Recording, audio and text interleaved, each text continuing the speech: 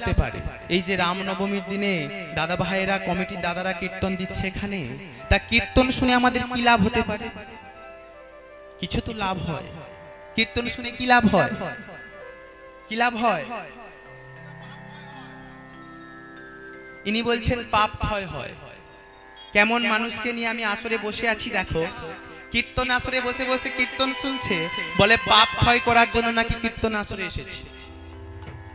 তা পাপ ক্ষয় করার জন্য যদি কীর্তন আসরে আসা, কীর্তন আসরে আসার কি দরকার? এখন তো বাড়িতে একটা করতাল নিয়ে হরে কৃষ্ণ নাম করলেই পাপ ক্ষয় হয়ে যাবে। কি হবে না? হবে না? আগে দেখতাম ছোটবেলায় বাড়িতে বাড়িতে দিদারা ঠাকুমারা একাদশী করতো, আর এখন তো সবাই একাদশী করছে। পাপ ক্ষয় তো হয়ে যাচ্ছে এমনি এমনি, তা কীর্তন আসরে আসার কি দরকার? আর এখন ডিজিটাল যুগ, সবার বাড়িতে একটা করে